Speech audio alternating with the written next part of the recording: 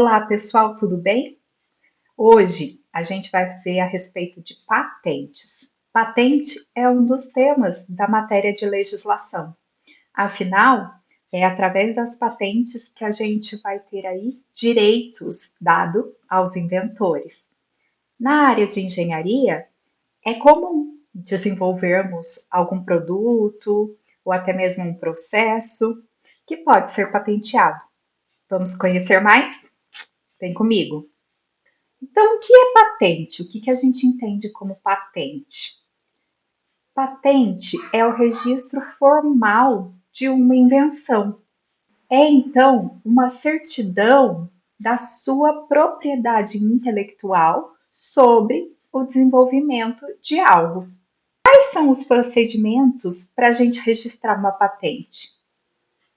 Bom, vamos para esse checklist. Primeira coisa é verificar se realmente esse produto é inovador. Muitas vezes a gente acha que inventou algo, mas inventou a roda. Então, é preciso verificar se realmente trata-se de algo inovador no mercado. Como a gente faz isso?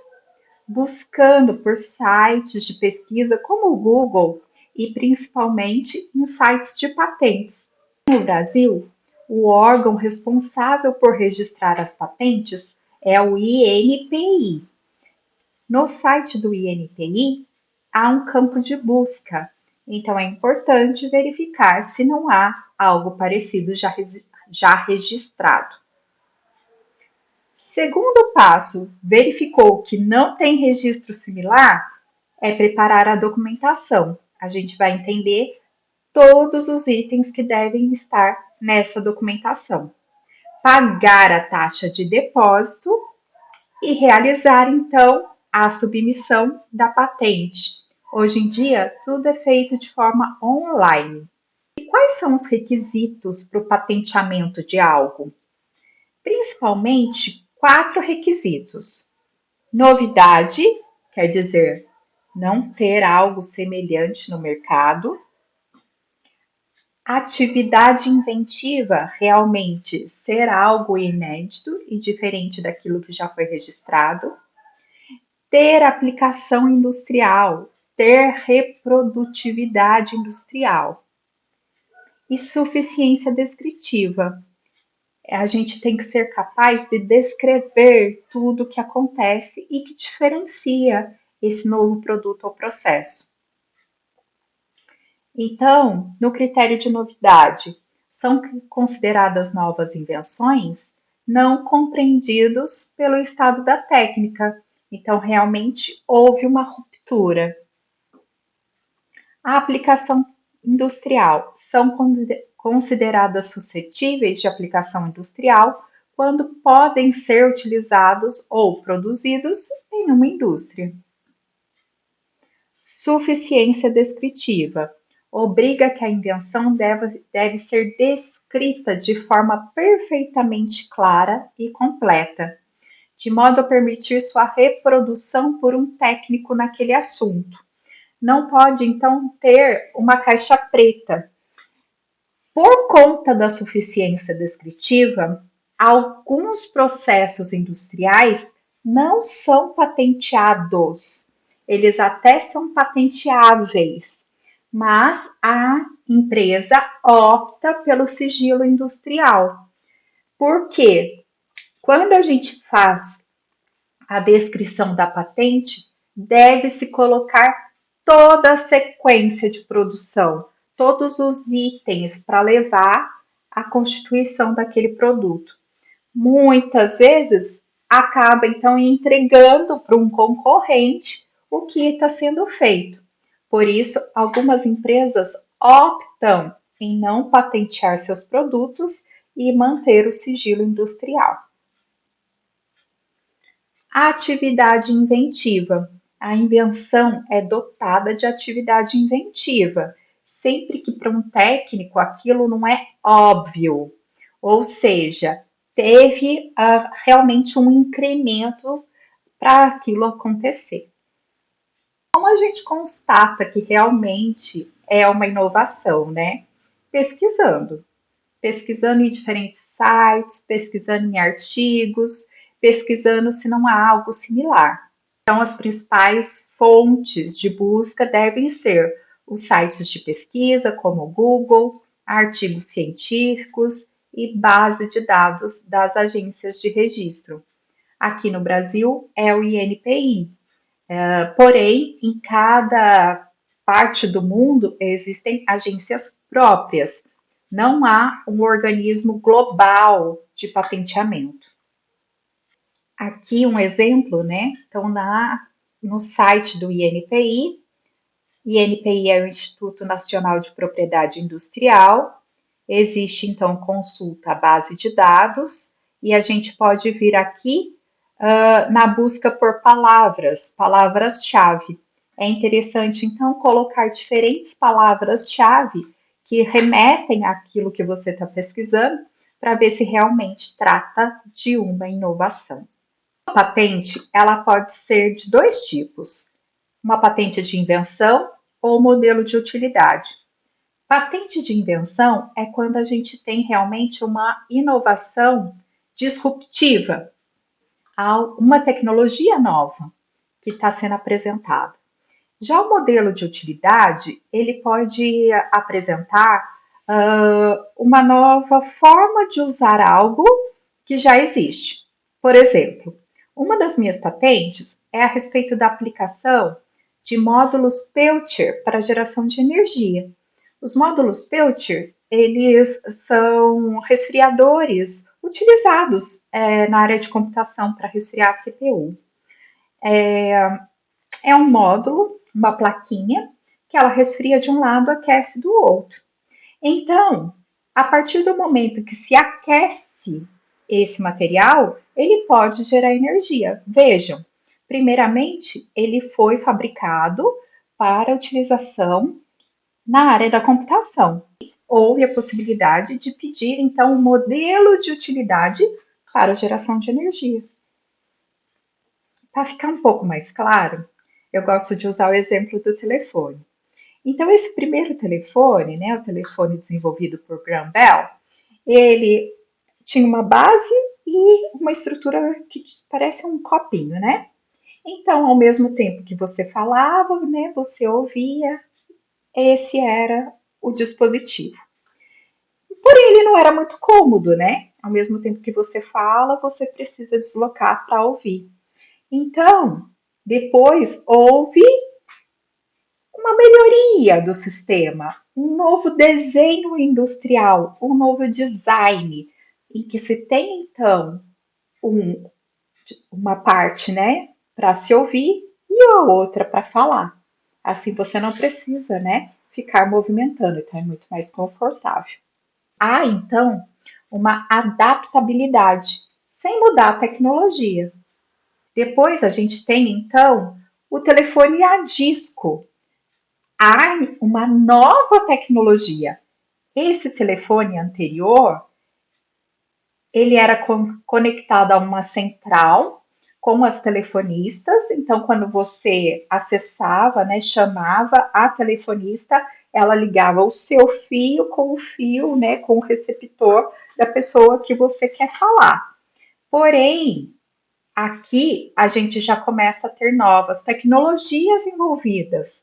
Então, a introdução do disco, né, fez a discagem por disco, passou então por um processo de automatização a uma nova tecnologia. Então, vejam, é um dispositivo utilizado para falar à distância, porém passou a ter uma nova tecnologia.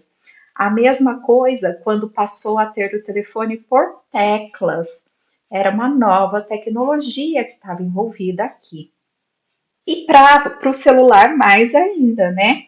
A gente foi um salto tecnológico, né? Quando a gente conseguiu diminuir os componentes do telefone e uma nova tecnologia surgiu para a mesma finalidade, que era falar com pessoas à distância, porém com toda uma nova estruturação de engenharia envolvida nesse processo.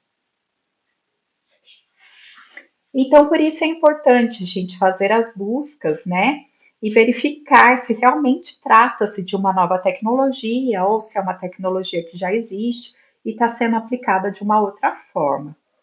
Para a gente iniciar o pedido de patente, então, esse documento ele tem que estar composto pelo relatório descritivo, o quadro reivindicatório, o resumo, desenhos. Os desenhos eles são opcionais, mas ajudam bastante na elucidação do que está sendo pedido. Então, vamos entender o que compõe cada um desses documentos. O relatório descritivo, inicia-se pelo título, na sequência ele traz o campo da invenção, uma introdução, né, do que está sendo inventado, qual é o problema. Depois, como se fosse uma revisão bibliográfica, os antecedentes da invenção. Pode existir invenções na mesma área que visam resolver o mesmo problema, mas funcionam de outra forma. Então, deve descrever a diferença, né, entre esses produtos. A descrição das figuras, então a gente sempre puxa na descrição os números da legenda dessas figuras e a descrição da invenção como um todo.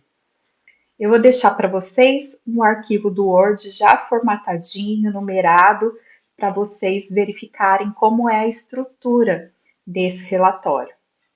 No quadro de reivindicações, é importante aqui que você vai afirmar qual o objeto de patenteamento. Então, sempre quando a gente está pedindo uma patente, isso é caracterizado por algo, né? Então, algo que vai facilitar, algo que vai trazer contribuições. Então, é caracterizado por. Então, sempre deve conter essa expressão em cada uma das frases da reivindicação. As figuras, elas podem ser feitas à mão ou com auxílio do computador. É indicado que sempre se faça em escala de cinza, né, preto e branco.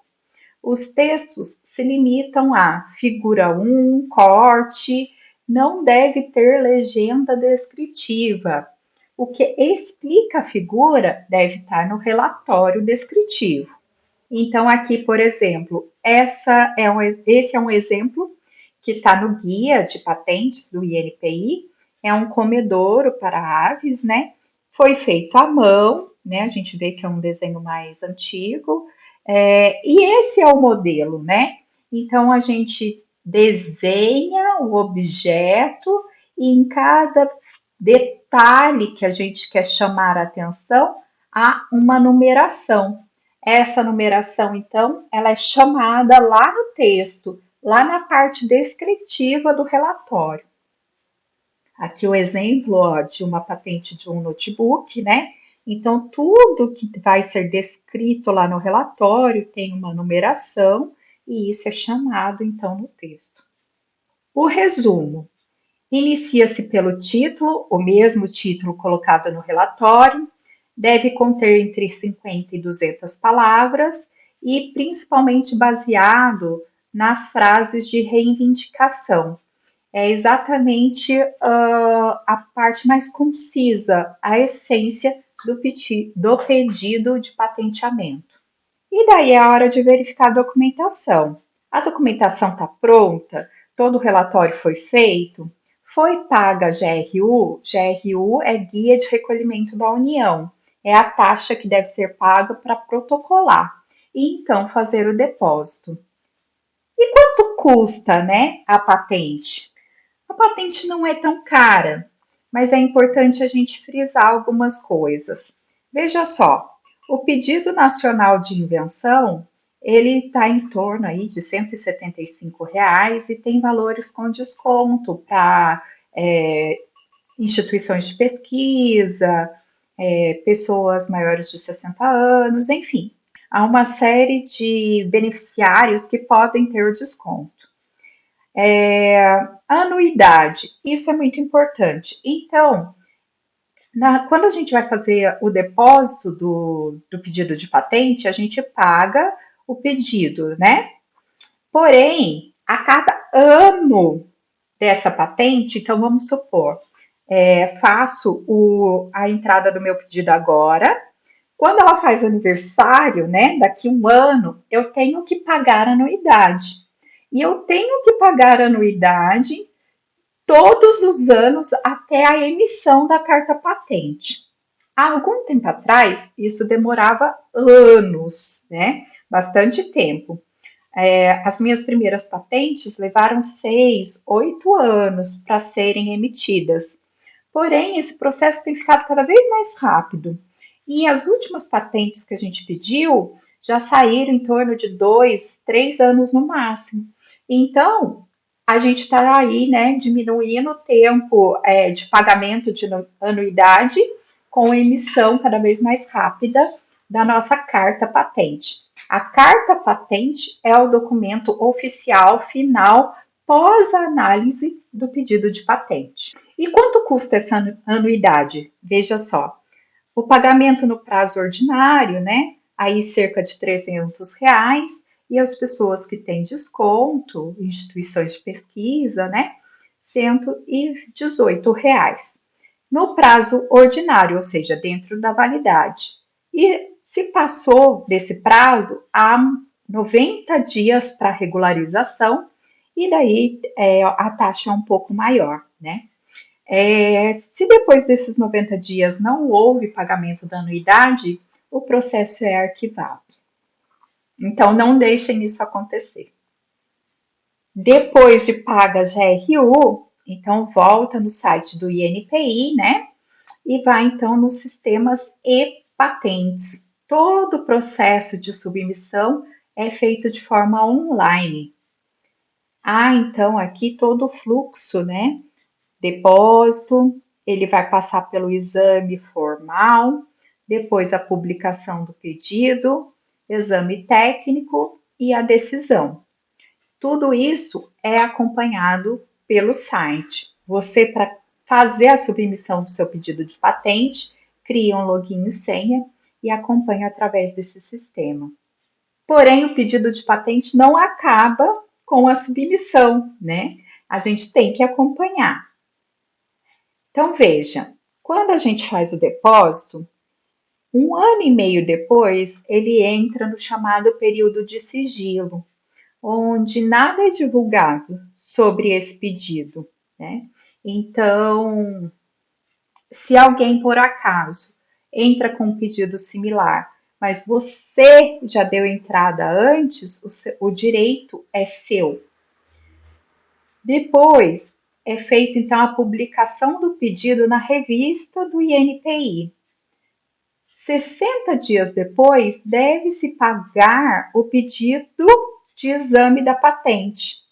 E então ela entra na fila para análise formal. Não há um prazo definido para que essa análise formal ocorra, porém, você pode, por exemplo, fazer um certificado de adição. Vamos supor que você mesmo pensou e criou uma melhoria para aquilo que você está pedindo. Você pode pedir um certificado de adição, um anexo, um adendo daquele seu pedido. E não esquecer de fazer os pagamentos das anuidades a cada aniversário até a emissão da carta patente. Ficou com dúvida? Mande aí, vamos conversar sobre isso. Um abraço, até mais.